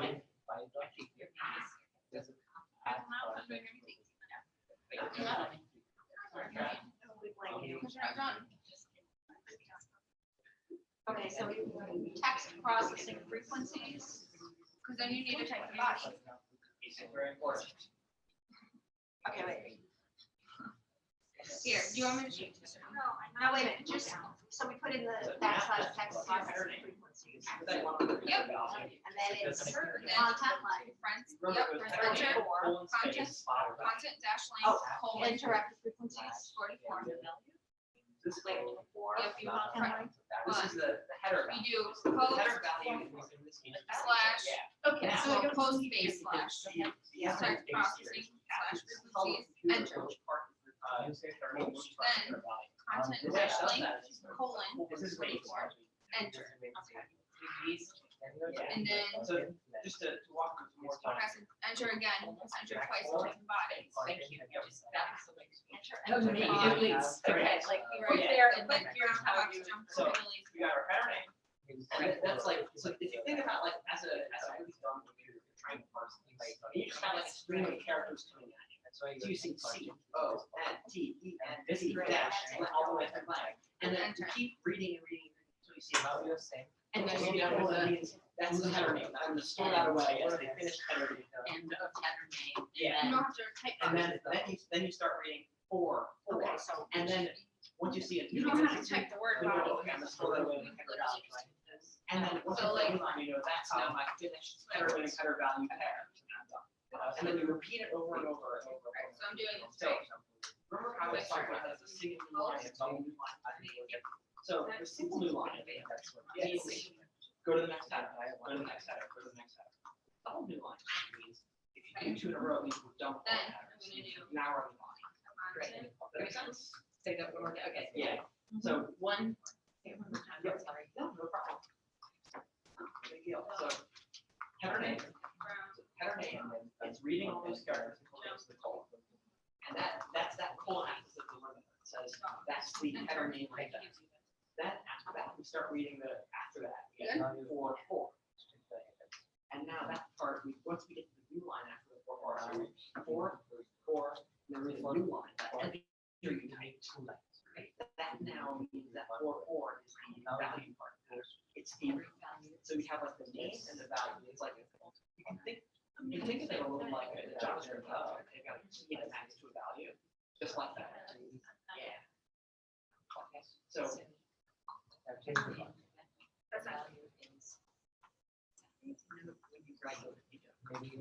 Exactly. Yeah. Because Sometimes people put like a little underscore, like a line, like line over line thing, maybe sometimes.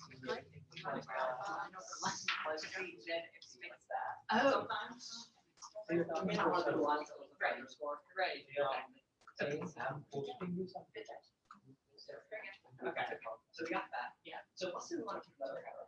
Just the one. It's just What would we do? You want to try to do it? another one? Yeah. So So maybe we one have to the put. same No, line. yeah, next line. Yeah. I'm just saying, just as a, just to help prove the conflict. So, I can get. oh, you're using, because you're using. Ever? Yeah, start over. It would be. She did it all right. It could be called content rights. So you It could be whatever you want. It's arbitrary. What's the name? Just the name of the header. Okay. So. Then you like, No, you're something. No, you're seems like you're pretty close. So just like you have this task, I can do it. Again, just like we have this method here, we have this method here. These are kind of like you think of the whole filling in the value. So like the method piece, coder, yeah, or any of those things. right. Yeah. The path can be any sort of like any sort of path. Yeah. So think of the header name of the same kind of thing. Full. And any sort of string you want there. It's just yes, you can put content line, you can put like that, you can put text. Any sort of string you want. What am I thinking then? I thought we had to let it know. So, well, so the way we're kind of doing that, letting the header is we're creating a new line after this first line here. After we've done that, it says, okay, now we're in header mode. Any string. So you could do whatever you want. No, just this line doesn't have that sort of full quotes. I think your terminal was not dash. It has to be any string you want. Typically, they don't have spaces in them. Okay, that's just. Typically, though, like if you have a phrase that's like a word like that, like content line, you could action terms. It does that. You can do it if you want.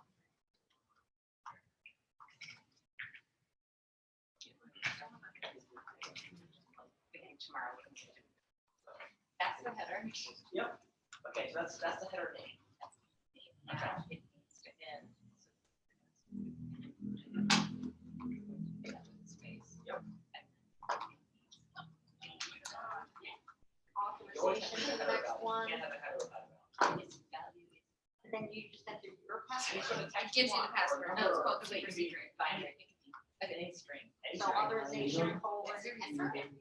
Nope. Authorization colon. Yeah. Type Just you're just typing text. So the important thing is It's gonna time out on you probably. Right, yeah. No, you don't want to be, no. Yeah. So that it's a front. You can It'll work? type anything you want. Yeah, it'll probably type it out. That means, okay, what's next? And you repeat the sort of process again. So you type into the text, what states, how do you want? You want. Keep on going and going and going. And at the very end, once you're done and you're done doing all your headers, two new lines. It means, okay, we're done with headers. Now I'm on. So that's just like before. After the first line, I said go into header mode.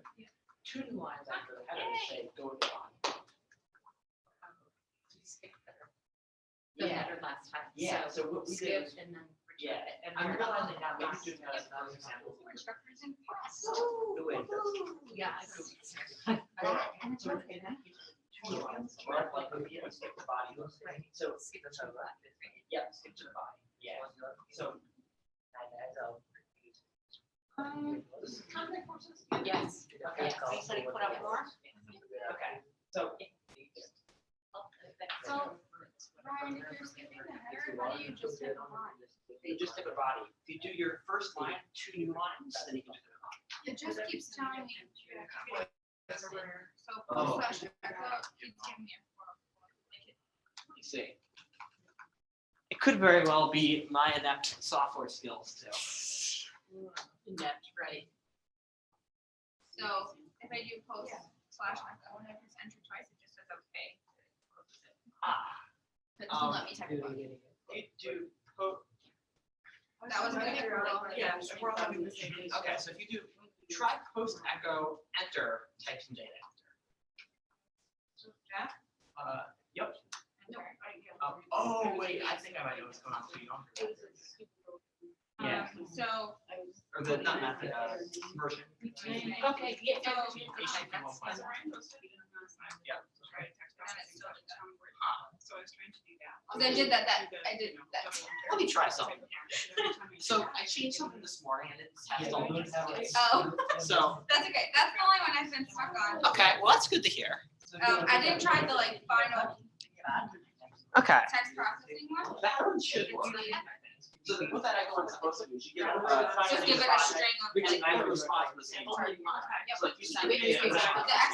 Yeah. Yeah, I figured that's what it's supposed to do. Yeah, and right now you're sending nothing for some So it's reason. responding with nothing. It Yeah. it just That makes sense. shows it Yeah. that I'll you skip skipped that. the headers last time. Okay.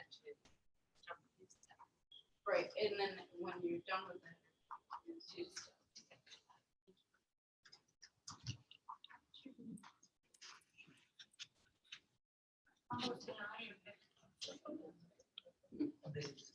Oh, that is something, okay, that's on the post. Well, type it in turn. Okay.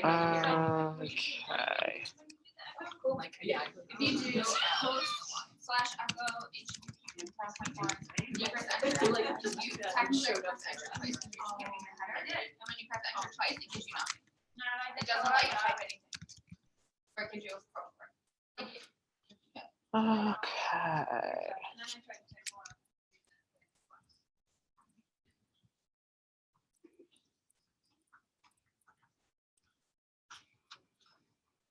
Oh, yeah, no, see, it says 200, okay, it closed it. Huh. Like, it doesn't let you type, you're supposed to be able to type here before it sends you this. Weird. Yeah, I'm not sure what's going on. I'll look at it tonight. That's So then I got a bunch of HTML. I thought I was doing it wrong, and I was like, no, you did it. That's one of the That's one of exercises. the. Oh, it is, that Yeah. was right, okay. When you do, is it bananas? No, it's you're yeah. So in this case, you don't have a body in this request. This is I was saying before my next software skills. This is that. So I made the assumption that these requests that would have bodies in them, that the body would always. Okay. And if you forget the body, it responds very badly. And the server crashes and it restarts. Is it a particular body that you No, just And anything. if you've done it. So what should be? So if you go back to the instructions exercise. Because it skips all this stuff. Oh, you're trying the one at the bottom. Oh, okay. Go back to that one. That- Just the arrow key, that- it remembers. It's just like the other test. And C and this. Also, if you guys are done or just kind of waiting or want to do something else, those processing endpoints, give me some other input and play around with them. There's some cool stuff. you have to say content? So there's these pads that start text processing like that. That's what I was. Oh, okay. Just there's that I included one in the example or the exercise, but I wrote two of them. So what Thinking kind about of these content? Content. So if you look at that example there of exercise two, Do you have? the text processing endpoint in Slack works just like this one. So the only difference being the path that you request is different. So if you follow these instructions again with that new path, it should work. I'm sorry. So it gives you, Oh, you might have hit. the thing that you did where it's like carry property, Yeah. string. Yeah. Well, let's see what Something like two it'll be a string. good experiment. Then 500. Two string and number 39 is what Yeah. Yeah. undefined. So what we're actually seeing there is a JavaScript stack trace. What you see in the browser console, just being returned. Back as well. Yeah. Alright, so I'm gonna do NC and then. Internal server. Yep. That means that's pretty long. For what? Second, processing. Yeah, I did that. Can you just start from that? I think, Something. No. oh, right. All my fault.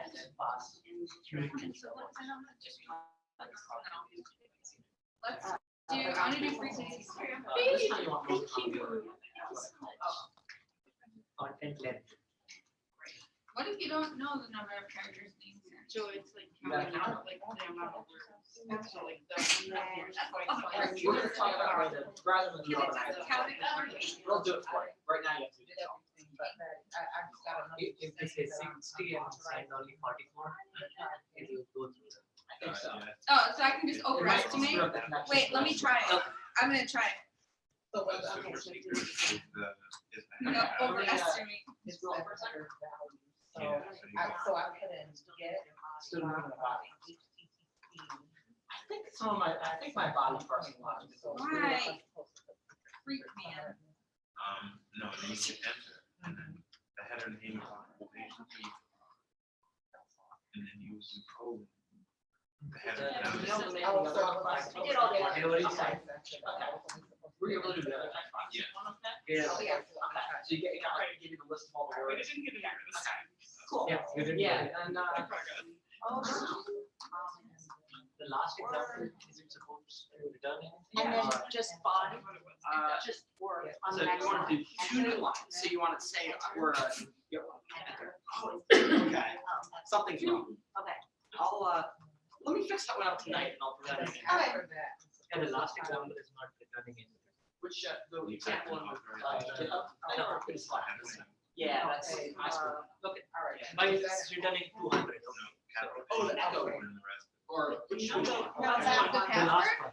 Yeah, most common word. Oh. It returns a 200 but not like Oh, what the most I know common what's going on.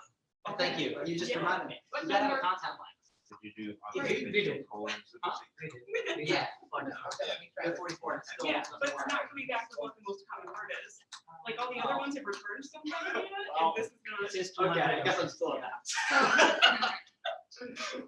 Actually. Oh, teacher becomes the student. So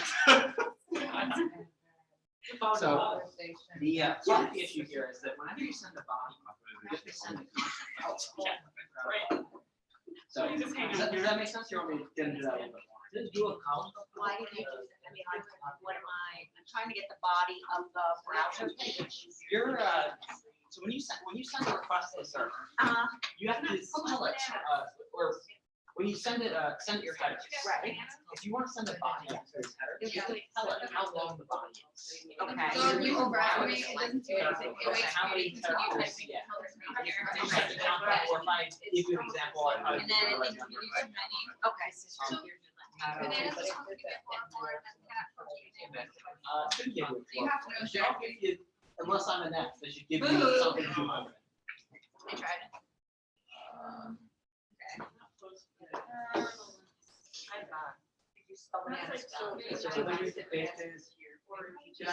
You misspelled I bananas. misspelled it. No more here. Oh, I'm sorry. So I spelled it right and I got that. Okay. Wow. It's okay. Really teaches me not to prepare these Actually, things late at You night. didn't misspell, you just typoed, so. Okay, yeah, that's It's better. fair. That's better. So is that what it was supposed to be? Well, that was the previous one, so I knew what Oh, I did. I spelled it. Scroll down there. Yeah. Anytime I issue the version, then I make it one. Which I, up until today, actually, really make a request about things and people are doing their doing it successfully. Yeah, I had. Yeah, so in order to follow the specs correctly. Okay, so that would be. So the post text process is most common word. Yeah, that's not working. I had all that. Yeah, and also just so you know, later on, you don't have to, like, it's gonna be a lot easier. This is just all the beginning, like, so you understand how this stuff works. It's gonna get a lot easier. Bananas. And then Pretty- HTTP. 200. Yeah, you got it. Yeah, yeah, for the. Yeah. So, STD, you got this. 200 is okay. Your part of We got it? things were okay. These are what it was. I'm a little hungry. I got some errors. There's supposed to be a space. I misspelled it there. I can't spell. Sorry. Okay, well, Yeah, I can't read, so. anyway, what do you guys think about this? In general, does this stuff make sense? Yes. Okay. We're able to get through which one? Third one. So how could I use this? Oh, I can use your captions. like from a room, like a website. Yeah. So what could I, so I could get like, if you'll see them, or, okay, so how would I do that? Can you show me? We're gonna get into that tomorrow. No, I can give you a couple things to look up. okay. Is this like a spy thing? Yeah, It's kind of a spy thing. A1. So I would say, look up this thing called fetch. Oh, It was actually mentioned in open hack class today. Someone was talking about no fetch. We're gonna talk about that in a second. Or in a couple days or something. No, So back again to module 5, TK or? For what? Oh, no, that's just, she was just curious, like, how you actually do this in a web page. And Yeah. One of the tools you can use to do it is called Fetch. So it's just something you can look up if you're curious. So when I put that, where would I put that in? Google, it's not it's just not, So, and you might want to say like JavaScript or something. Well, so it uses, right, so we kind of did this with Jake, and Jake had us basically get phone numbers off of that, say, web page, using the method get, right? We wrote the JavaScript. And then we used, it looks like this. Yeah, I was gonna walk around, but. It looked like this, basically. Or kind of. I mean, sort of. Yeah, We, oh god, what's it called? When you like, you give it criteria, right? And then it searches for it on the page and then it gives back. Yeah, so it sounds like you were doing something like you were searching for an element in the DOM. You're getting an output out of that. Sort of. Okay. It literally gave us an array of the phone numbers on the page.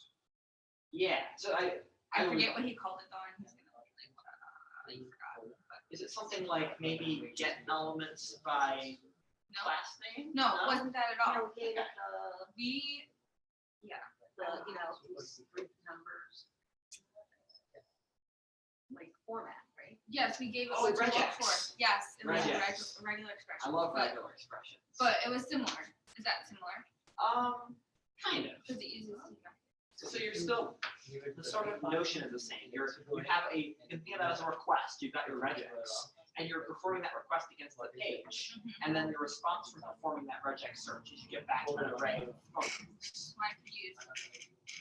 This is very similar. The difference being instead of doing it on locally on the page, saying you're sending the data to a server, and it's your second response back. So fetch is like the thing in the browser you use to do that. So One of this those would be things. what it would look like using the channel.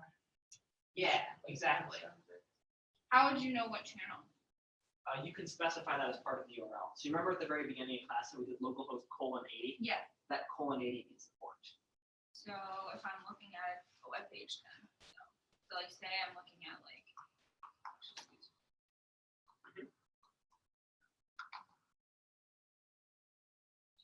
Okay.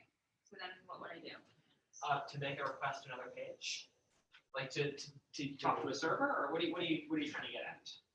Like, can I pull stuff off this page, Oh, or is that different? that's a little different. Okay. So with what you were talking about before, that's sort of the idea of pulling stuff off the page. That's not really network traffic. That's Oh, more that's of different. performing an operation locally on the computer. Oh. Or something like Fetch, or the other stuff we're going to talk about tomorrow, which is different also, is like instead you're going to talk to a server and get information. It's like a remote system. So what kind of information can I get? Actually, in module 6, you're going to be making your own server. Yeah. I want to like do it. Okay, wait. So.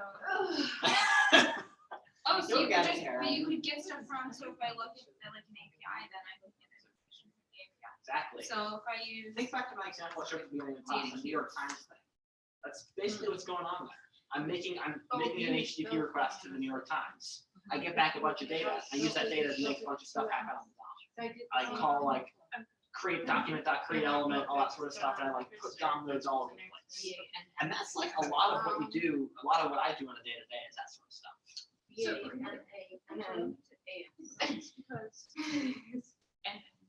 But Now, do you run into the firewall or are you circumventing the firewall? Because you're making an outbound request, it's not a problem with the firewall. The reason why that's an issue, why we were talking about that was an issue on Monday, is if you've got a server running inside of a firewall and you're a client trying to make a request to the server inside of the firewall, oh, it's gonna block you. that way it doesn't work. The firewall only blocks inbound traffic by default. So it'll block somebody from basically getting from your computer. Exactly. But it won't block you from grabbing something off. Exactly. So it's how, and there are the one other piece there is there's a way to effectively make like a hole in the firewall that's your computer perfectly fits into that hole that you can then like you can send data through the firewall to your computer. Can I do that to my computer from this computer? I kind of hacked myself.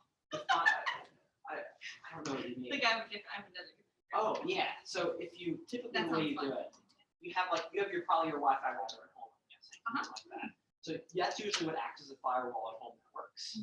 And you can configure that to do what's called port forwarding. Effectively say, when you make a request into your network from outside on a given port, forward that request along to a given computer inside of the network on that same port or on a different port.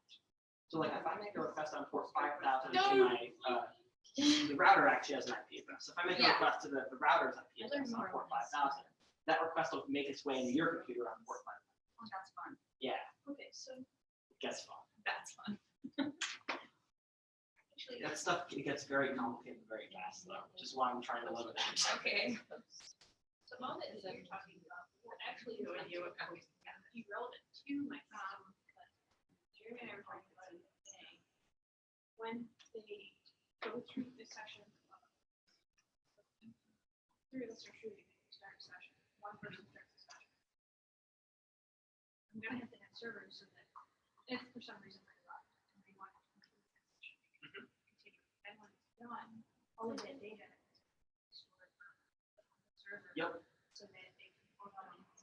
Yep. Yeah, so the nice thing is, most of the time these days, unless you're a crazy person like me, you don't host your own server. Like, server hosting is, yeah. Typically what people do is they pay a company like Amazon Web Services or like Google Cloud Platform or Azure or Microsoft stuff, and they will effectively say, here's a server, we're going to set it up for you, and we're going to give you access to connect to it.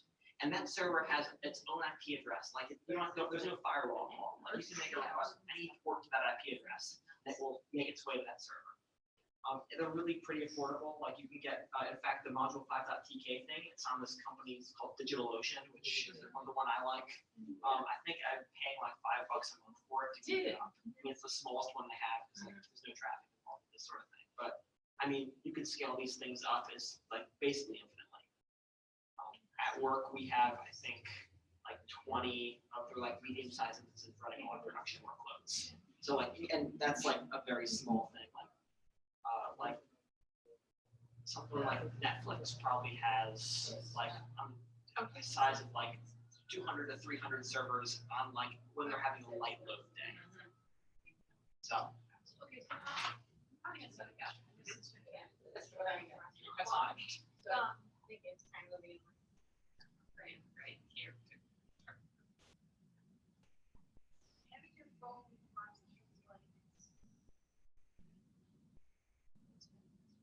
like I guess like your Wi-Fi routing it wherever you have a home versus. Yeah. I know there's a name for it. I can't hear it. I know what you're talking about. Yeah. But the thing, something to realize, your phone, when you're connected to a router, or you're not connected to a Wi-Fi router, has an IP address. Like, but that IP address is as if it's just like an IP address that anyone can connect to. Well, it's just not really the case. But a better analogy is your cellular provider. You can think of them as running the Wi-Fi router, and you're just one of like maybe like thousands of devices on a cell tower connected through the Wi-Fi router. So the same sort of thing applies. Like you can't necessarily make requests into that phone. Like, so it's still kind of secure and stuff like that. You still got a firewall going on. You can still make the outbound requests. So when you connect them to the Wi-Fi network, instead of that going through the carrier, like your cell carrier's Wi-Fi router, it's going through your personal Wi-Fi router. So either way, you're still going through that. The restrictions in the cell carrier stuff is actually a little bit less surprisingly. But there's still stuff there because they like that's like how they do the whole like tracking how much data they use type of thing. So does that kind of answer your question? It does. I can't think of what. Okay, well let's see. It's like a personal network. Yeah, local area network LAN that we're talking about. No. Wide area network maybe. I was talking to. Oh no, I have like my own personal network. I don't know. At work or whatever. Intranet. It's a VPN. That's what that's it. Oh. Yeah. Oh, Okay. virtual. Yeah. Yes. So you can think of that as like there's a Wi-Fi router halfway across the world, and you're kind of like imagine while normally internet traffic, if you goes like on like wires up in the street. What you're kind of doing is you're like going down your basement, you're digging a tunnel like across the country over to someone else's house, and you're like walking up out of their house and then coming out that way. That tunnel, to kind of break that down to something that's more realistic. What's actually occurring is your routers, you're making requests to them, but you encrypt your data in a way that's hard to decipher. And when that data is encrypted, then it goes to the other plate, which is the VPN providers, like their servers. What they do is they decrypt it and then they make the requests for you on your behalf. Yeah, so it's like there's a two-legged approach there. You can get Total better. spy stuff.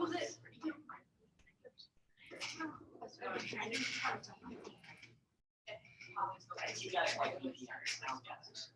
And he was like, oh no, he said something, he was right. He said, I have a VPN on my phone, because I routed it to my home. Oh, I just yeah. download, and I like watch a bunch of stuff with all VPNs, and I don't make sense. Yeah. Okay. I'll answer your question first. It comes to me first. So That's fine.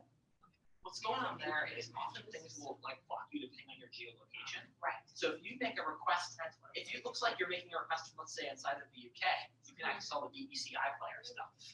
Right. And a way to do that is if you have a VPN provider that has an outbound location in the UK, back traffic, such that it looks like your tunnel comes up, goes under the ocean, and comes up at a house in the UK, and then you make your request.